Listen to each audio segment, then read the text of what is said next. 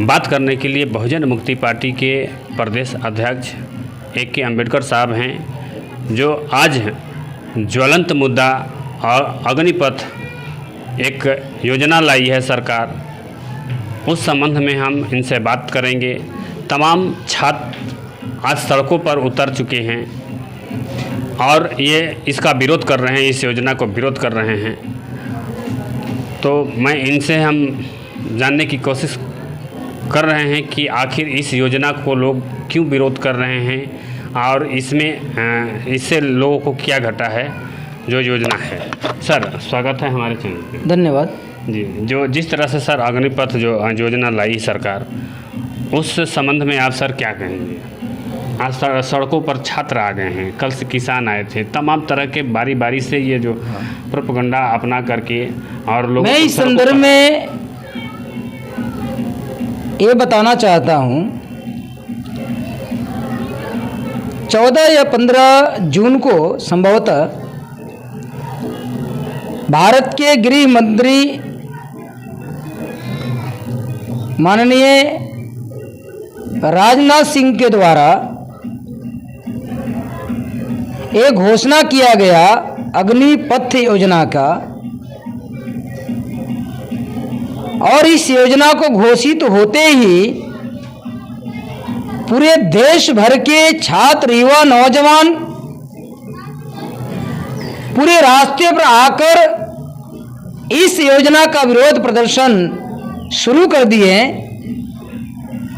तो सबसे पहले तो मैं बहुजन मुक्ति पार्टी की ओर से इस अग्निपथ योजना को मैं घोर निंदा करता हूं और सरकार को यह बताना चाहता हूं कि आप जितना जल्द हो जल्द से जल्द आप वापस लें।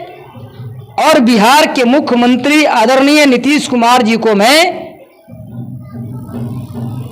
मांग करता हूं उनसे कि आप भारत सरकार को आप इसके लिए पत्र लिखें और इस योजना को वापस लेने के लिए मांग करें।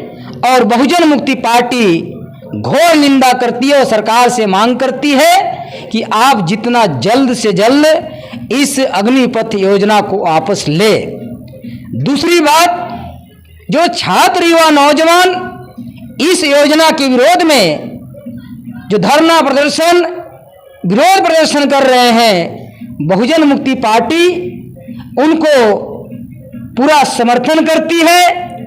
आपके साथ में अन्याय हो रहा है, आपके साथ में अत्याचार हो रहा है, बहुजन मुक्ति पार्टी आपके साथ में है, लेकिन हमें विरोध प्रदर्शन करना है संविधान के दायरे में रहकर, संवैधानिक तरीके से रहकर, समाज को साथ में लेकर अगर हम आंदोलन, जन आंदोलन करते हैं, तब जाकर हमारी समस्याओं को समाधान किया जा सकता है।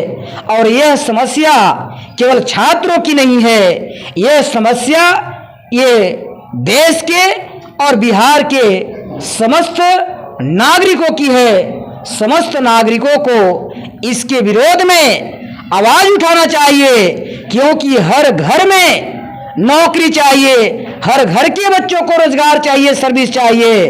तो सब लोगों को इसको मिलजुल करके इसको विरोध करना होगा।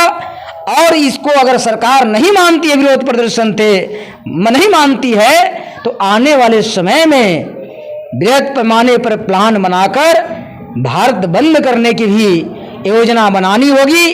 क्योंकि ये जो आरएसएस वाली संचालित बीजेपी सरकार है, यह सरकार अंग्रेजों से भी कई गुना तानाशाही वाली सरकार है। हिटलर और मुसोलिनी जैसे वो लोग इनसे कई गुना अच्छे होते थे, उनसे भी ज़्यादा इनकी घटिया प्रवृत्ति है। ऐसी घटिया प्रवृत्ति वाली जो सरकार है, इनकी नीति, इनकी पॉलिसी, इनकी सोच, इनकी नियत राष्ट्र और समाज के हित में नहीं है, भारत और बिहार के नागरिकों के हित में नहीं है। इसलिए आज जो अकेला अकेला छात्र लड़ रहे हैं, मैं इन लोगों से भी अपील करता हूं कि आप, ये समस्या केवल आपकी नहीं है, ये समस्या समाज की है और हम लोगों ने बार बार आप लोगों को बताते आया है, बेरोजगारों को भी बताते आया है, छात्रों को भी बताते आया है। 1990 में ही एलपीजी कानून लाया था। उस कानून के तहत भारत के सारी सरकारी संस्थाओं को, सारी सरकारी विभाग को ये सरकार बेचने की कार्यक्रम 1990 में ही शुरू किया था। जब हम लोग बता रहे थे तो देश के छात्र, नौजवान, युवा और उनके गार्जियन लोग हम लोग को समझाते थे ऐसा नहीं हो सकता है। जब आर्मी के बारे में बताते थे कि आर्मी भी आने वाले समय में निजीकरण में चला जाएगा, कॉन्ट्रैक्ट बेस में चला जाएगा, आज साथियों वही नौबत आई।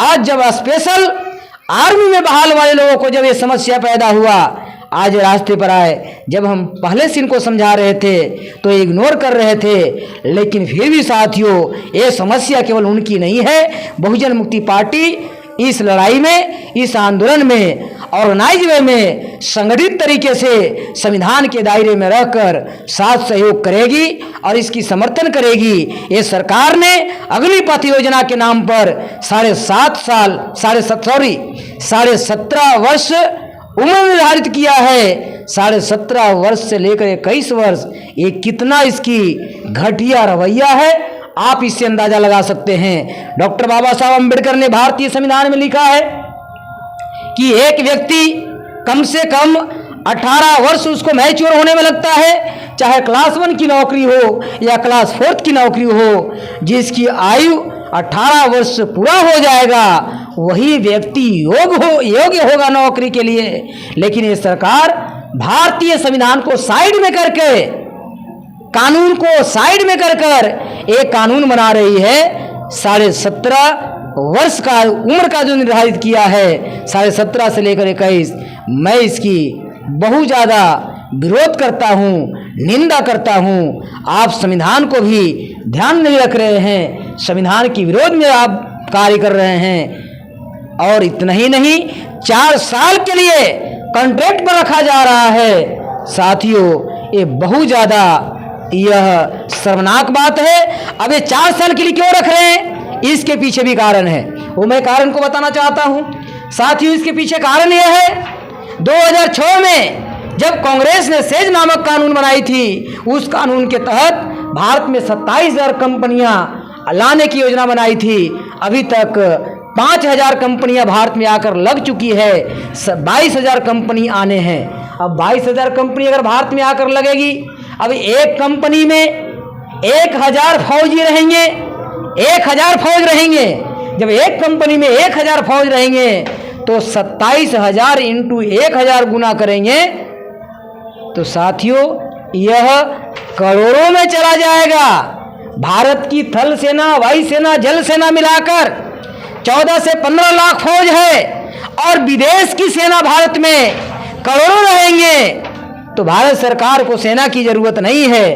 हो सकता है इनकी उनके साथ में कोई गुप्त समझौता हुआ होगा कि जो विदेश की फौज रहेगी उनसे ही काम लेंगे। हो सकता है ऐसा मैं संभावना व्यक्त कर सकता हूँ। ये 27,000 कंपनियों में 1,000 जो गनमैन रहेंगे उनके पास विदेशी हथियार रहेगा, कोई देसी हथियार नहीं रहेगा। और वो कंपनी में जो बहाल होंगे वो विदेश का सेना रहेगा, भारत का नहीं रहेगा। यहाँ भी संविधान को इग्नोर किया जा रहा है। और इसके साथ ही साथ जो सेनाओं में रेजिमेंट है, अलग अलग रेजिमेंट, चाहे राजपूत रेजिमेंट हो, सिख रेजिमेंट हो, जाट रेजिमेंट हो, सरकार ऐसा कहती है कि उस रेजिमेंट में हम कोई छेड़छाड़ नहीं करेंगे। मतलब उसको कोई इस योजना से कोई प्रभावित नहीं होगा। तो फिर प्रभावित क्या होगा? तो साथियों सबसे ज्यादा गोली चलाने वाले, बॉर्डर पर जाकर लड़ने वाले, शहीद होने वाले बहुजन समाज के लोग होते हैं। तो बहुजन समाज के लोगों को ये योजना के तहत टारगेट किया जा रहा है और टारगेट करके इनको नौकरी से बेदखल करने की कार्यक्रम चल रही है। ये बहुत बड़ा षड्यंत्र है। इस षड्यंत्र को निंदा करते हैं। इसको ऑर्गेनाइज वे में संगठित तरीके से लड़ाई लड़ना होगा, तब जाकर के इसका समाधान होगा और समाधान सरकार को करना होगा। 13 पॉइंट रोस्टर सिस्टम बदल दिया था, 200 पॉइंट रोस्टर सिस्टम को हम लोगों ने भारत बंद किया था, सरकार को झुकना पड़ा था। एनआरसी के मुद्दा आया था, बहुजन मुक्ति पार्टी ने भारत बंद किया था, उस भारत बंद में समर्थन किया था, मेश्राम साहब ने जो घोषित किया था सरकार को मानना पड़ा। अभी 25 मई को ओबीसी की जाति रहाई गिनती करना, पुरानी पेंशन, ऐसे 10 मुद्दे पर भारत बंद किया गया था। अभी बिहार सरकार ने सर्वदलीय बैठक बुला रही है कि हम लोग जनगणना करवाने के काम करेंगे।